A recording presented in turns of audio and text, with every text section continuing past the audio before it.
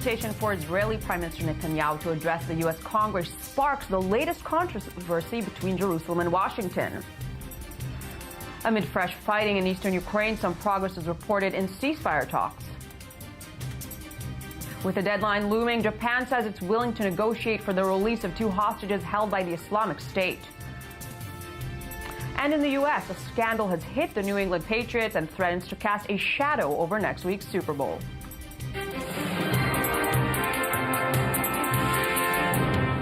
Good afternoon. You're watching I-24 News. I'm Michal with the latest headlines. We begin with some new developments in the U.S.-Israeli relationship. Yesterday, the new Republican Congress extended a formal invitation to Israeli Prime Minister Benjamin Netanyahu to address a joint session on February 11th over the Iranian nuclear situation. The White House reacted coldly to the prospect, with an administration spokesman initially saying that protocol had been breached with the invitation. After tensions surfaced, Secretary of State John Kerry attempted to defuse the situation. With respect to the Prime Minister and his visit here, look, we welcome the Prime Minister of Israel to come and speak in America anytime. And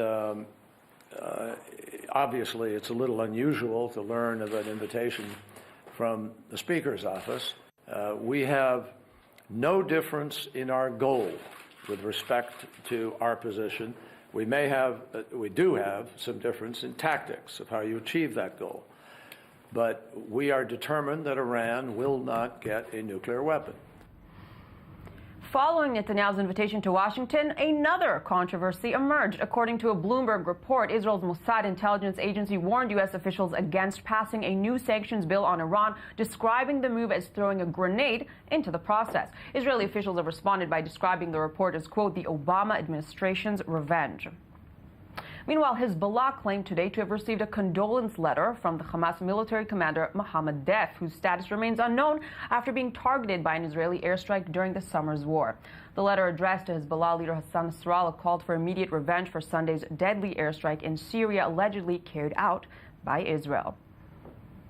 And I'm now joined in studio by I-24 News correspondent Shai Ben-Ari. Shai, thanks for being here. No problem. So let's first talk about the supposed letter that Nasrallah received from Deif. What do we know at this point about the Hamas leader, and do Israeli officials and security forces believe he's alive? Right. The assumption right now is looking more and more likely that indeed Mohammed Deif is still among the living, let's say. That is the assumption apparently amongst the Israeli military and political brass. Benny Gantz, the IDF chief of staff, was quoted not a long time ago saying that his own opinion indeed was that Mohammed Deif is still alive, and this appears more likely following this letter, which, among other things, I'll quote, it says, all of the resistance forces must come together to fight the Zionist enemy and its allies. Israel is the true enemy of the Muslim nation, and all guns must be aimed towards it. The next war will be waged together, with fire being exchanged in all directions over the occupied land. This is interesting on a number of levels, of course, because we know that Hamas is officially opposed to any sort of Hezbollah presence within Syria. Of course, Hamas is opposed to the Assad regime, and Hezbollah is heavily embroiled in the fighting alongside the Assad regime. There's also, of course, the Shia-Sunni division. It's interesting to see this kind of statement coming from the apparently still and so the leader. How credible is it? It would be pretty credible, though, of course, we have no concrete proof that indeed this was written by Mohammed Deif. There's been no video or let's say, images of Mohammed Deif released since an assassination attempt on his life back in August during the Operation Protective Edge. That is not too unusual. There wasn't too much video evidence of him even before that. There has been no audio evidence either, though, so we still do not have concrete proof that he is indeed amongst the living. But it's an interesting timing. Now, I'd also like to talk to you about the Bloomberg report claiming that the Mossad bypassed the Israeli government, contacting and warning U.S. officials against new sanctions bill. Now, Israeli officials are calling this revenge by the Obama administration on Netanyahu. What's the story here? This story is never boring, of course, the divisions between Jerusalem and Washington. The first indication of any sort of division within the Israeli camp regarding Iran and the sanctions issue came apparently earlier this week when a Senate delegation, a bipartisan delegation, met with a number of Israeli officials, and apparently there was a meeting with Mossad officials. That would be commonplace for this kind of delegation to meet the head of Mossad. We're talking about Tamir Pardo. One of these senators is quoted, John Barroso, saying, we met with a number of government officials from many different parts of the government. There's not a uniform view there. That's a Republican senator saying of the Israeli view. And of course, this ties into the issue of the invitation extended to Prime Minister Netanyahu to come speak before a joint session of Congress. one of the motives for John Boehner's invitation, we know, is to garner support from Netanyahu for a bill that will be on the Congress's agenda to present new sanctions. Apparently, Netanyahu will aim some of his speech, at least, to garnering support for that kind of bill. Right, we know he was called to talk about the Iran threat. And the Obama administration, Obama in his State of the Union speech, openly attacked that bill. Any sort of new attempt at sanctions, he says, would be very damaging to the efforts to reach some sort of resolution. It's getting more and more interesting, and the tensions, of course, getting Definitely. higher. This invitation has sparked a lot of reactions, both raising the question if the U.S. is trying to meddle with the internal Israeli politics. Thank you very much, Shai Ben-Ari, for your insight. And moving along. Staying with Israel, though, overnight Israeli police raided the home of the Palestinian man who stabbed more than a dozen people on a Tel Aviv bus Wednesday. At least 3 people connected to him were detained for questioning in the city of Tulkarem. Meanwhile, police arrested this morning another Palestinian man who entered Israel illegally and attempted to stab security officers. This as multiple victims of yesterday's terror attack remain in serious condition in the hospital. And we're moving away from the Middle East. At least 13 people were killed today in Donetsk, where a shell hit a civilian bus. Despite ongoing fighting in Ukraine's east, some diplomatic progress has been made to end the conflict. Yoav Borovitz has more. Amid fresh clashes between pro-Russian fighters and Ukrainian forces, progress was made Wednesday in ceasefire negotiations. High-level four-party talks were held in Berlin, with a tentative agreement reached on establishing security zones in the Ukraine's restive east. Today, there has finally been an agreement that the demarcation line, as outlined in the Minsk Agreement, will be the point from where, as of now, heavy weaponry has to be withdrawn. We are depending on Russia in particular to exercise the necessary leverage on the separatists in East Ukraine. The apparent breakthrough came on the backdrop of yesterday's statements by Secretary of State John Kerry, who accused Moscow of attempting a blatant land grab.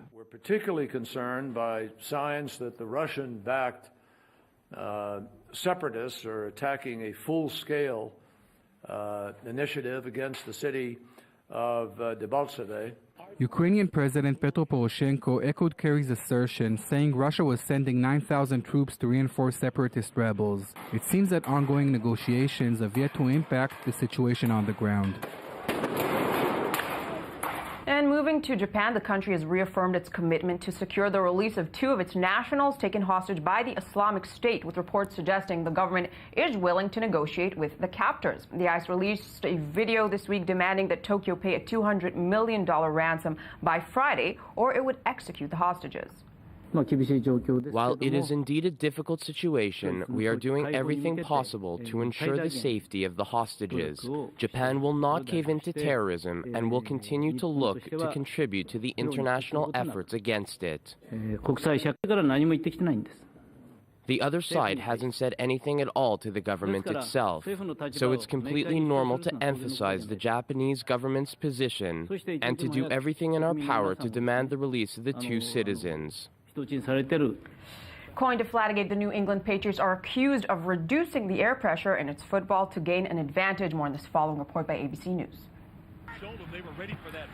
So-called Deflategate heating up. NFL sources telling ESPN that in Sunday's game that has the New England Patriots Super Bowl bound, 11 of the team's 12 game balls were underinflated by 2 pounds per square inch. The softer football is easier to handle. While on offense, each team uses their own footballs, which are allowed to be doctored slightly. But they then have to be inspected and approved by a referee before the game. After that, no alterations are allowed.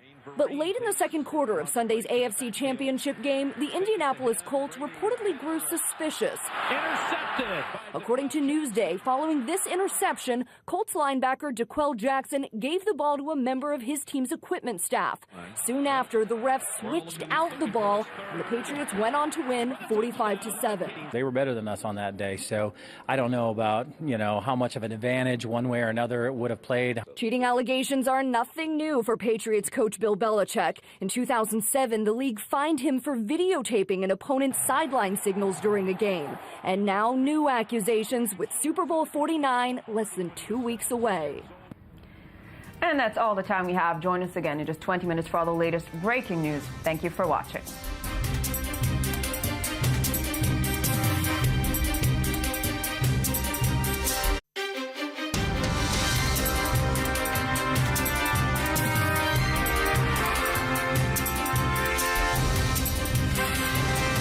An invitation for Israeli Prime Minister Netanyahu to address the U.S. Congress state for the release of 2 hostages held by the Islamic State.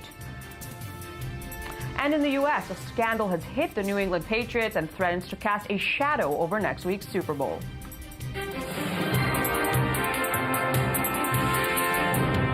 Good afternoon. You're watching I-24 News. I'm Michal with the latest headlines. We begin with some new developments in the U.S.-Israeli relationship.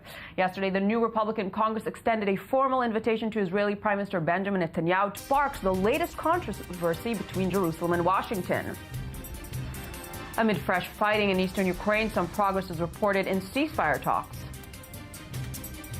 With the deadline looming, Japan says it's willing to negotiate to address a joint session on February 11th over the Iranian nuclear situation. The White House reacted coldly to the prospect, with an administration spokesman initially saying that protocol had been breached with the invitation. After tensions surfaced, Secretary of